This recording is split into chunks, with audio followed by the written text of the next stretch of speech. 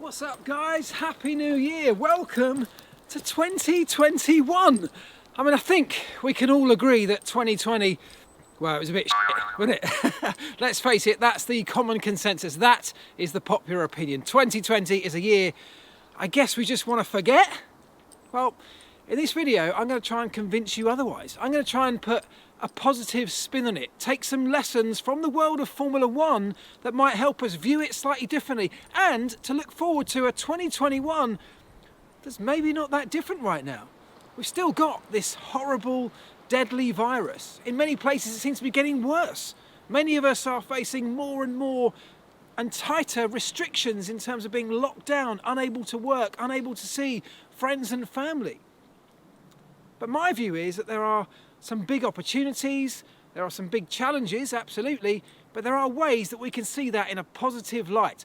And I actually look back on 2020, which is what we're going to do in this video, with a big smile in many areas. Not all of it, absolutely, but in some areas, in many areas, we can find positives that can make us feel happy, feel proud of what we achieved or what we did. And if we didn't manage to achieve the things that we set out to do in 2020, well, there's nothing stopping us doing it in 2021.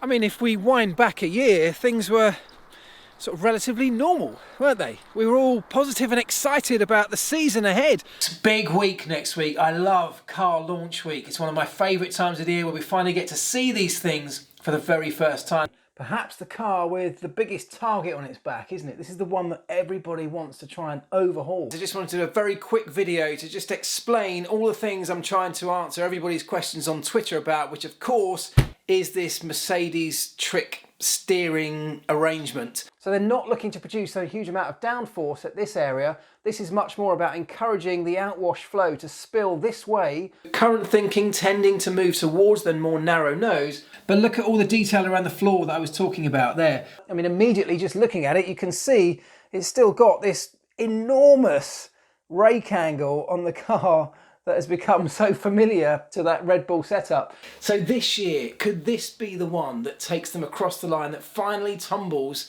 Mercedes from the top of their tower? Red Bull had finished the previous season really strongly. They were looking like potential title challengers for 2020. Ferrari also were right up there. Could this be the year? All right, ultimately nobody did manage to topple Mercedes and we got another very dominant season. But at that point, everybody was full of excitement and anticipation, as they always are. And then this deadly, horrible, nasty, indiscriminate global pandemic began spreading around the world rapidly, and our lives were turned upside down. What's up, everybody? The world's gone mad, hasn't it? Things are changing beyond belief at such a rapid pace. It's unbelievable. The world we're living in right now is almost unrecognisable from the one that we thought we all knew, I mean, just a week ago. Our freedoms were taken away in an instant. Entire industries disappeared almost overnight. The things we took for granted were no longer available to us. The ways we earned our living, the people that we loved and cared for and cherished and took for granted that we could cuddle, all of a sudden were kept apart from us. It was an incredibly depressing situation, and on top of all of those relatively basic things, people were dying. And yet amongst all of that, whilst the world was closing down, Formula One seemed to continue regardless. It still seems incredible to me that the Australian Grand Prix seems set to go ahead pretty much uninterrupted at this stage with just a couple of days to go. Maybe it's the so often typical arrogance that there is undoubtedly within the Formula One community at times. Maybe there were commercial factors at play that those in power felt were more important than what was going on in the wider world. Formula One often exists within its own little bubble. And actually the people within Formula One often find it very difficult to believe there's anything outside of that bubble that really means anything. But ultimately, Formula One eventually succumbed to it because this global pandemic found its way inside the Formula One paddock itself. Right. Since being out with the dogs, I've got home to see the news that McLaren have had to pull out of the Australian Grand Prix because a member of the team have tested positive for the coronavirus. And things got shut down. Our Formula One ground to a halt. Perhaps one of the final things that was giving us that positivity, one of the things that was keeping us going, a little light at the end of a tunnel for us, something to hang on to at a weekend that we thought we'd been building up to for so long with so much excitement and anticipation, and all of a sudden that was gone too. But Formula One did what Formula One does best. They overcame a challenge. They managed to find ways to turn it around into something positive. The purpose of this video is to perhaps put a bit of F1 perspective, a little bit of F1 way of thinking, which is something that's been drummed into me throughout my entire career. And that's why I'm still smiling throughout this. That's why I'm still able to stay positive, because I know that there are ways that we can deal with this. And the purpose of this video is to perhaps share some of my insights, some of the ways that I know that F1 engineers or F1 teams would be dealing with these challenges that are being thrown up for so many people. I remember speaking to you guys about how we could all find positive ways to overcome these things like Formula One teams do, and at that time Formula One itself was doing exactly that. Lee Cunningham says, hi, is there any chance the drivers can compete online? I know it wouldn't be the same, but it would give us lifelong fans a little something and could bring people a distraction, a little fun and laughter that we all desperately need at the moment. I'm very proud to be a member of the Formula One community when I read the stories online about how all of the teams are getting involved in this fight back, adapting their technologies and their expertise so rapidly to help. Now, I would never seek to underestimate the impact that this whole situation throughout 2020 has had on certain people. For some people it's had the ultimate impact. People have died. But it's very easy in these situations to look at it and think that our choices have been taken away from us, that we have no choice left. It's a depressing, rubbish situation, and as I said before, our freedoms have been taken away, so along with that goes our choices. I don't believe that. That's rubbish. Our choices are never taken away from us. They may change, some of them may be reduced at times, but on other occasions we end up having more choices. It just might be different. And whenever we get into these kind of situations, I tend to fall back to my Formula One experience, because Formula One is incredibly powerful as an industry, incredibly brilliant at overcoming adversity, overcoming challenges that life throws at them, that the race throws at them, that the rule makers throw at them, that other teams throw at them. Financial, global situations, global pandemics, all affect Formula One teams just like they affect all of us. And in this situation, Formula One and the teams, particularly within Formula One, had different choices to the choices they normally face on a weekly basis. The choices they made, I found absolutely inspirational. And they helped me to get through 2020, because I realised that I had different choices, not the choices that I normally make on a weekly basis. And that's the truth for all of us. We have to look at what happened in 2020 and what will now happen in 2021 through a different set of eyes than we were looking at life 12 months ago. Because back then things were what we used to call normal. Today, things are just as normal. It's just a different normal. But we still have those choices. And so I set about trying to find new ways to engage with you guys. I had to find new ways to earn money. My industry collapsed to a certain extent.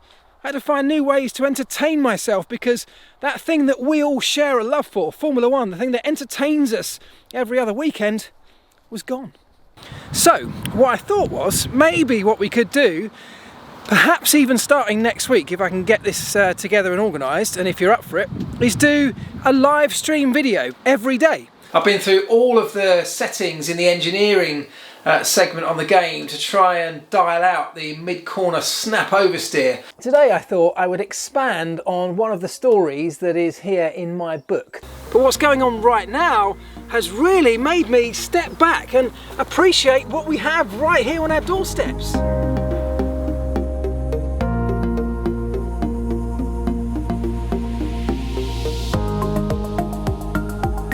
I was proud of the Formula One community, of our community, because we all stepped up. you know, many of you guys stepped up and stepped forward to change the way that you operated, to be a little bit more creative or a bit more inventive.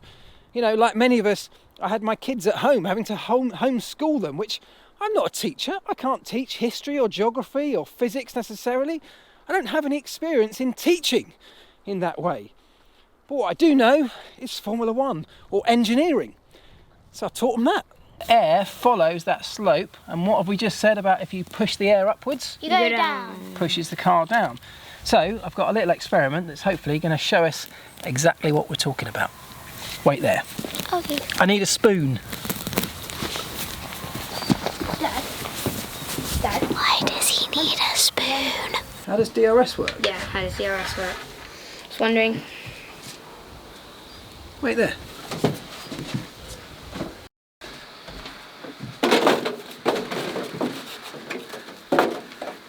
Check this out, look. So this is a rear wing, yeah? That's how the DRS works. It opens and closes when the drivers are on the straight, makes them go faster, and that's how they overtake. Yeah, well, obviously I know that because I've seen it on the telly. But, like, why does it make him faster? How? For goodness sake. Wait there. There is no way you will not have a smile on your face by the end of this one.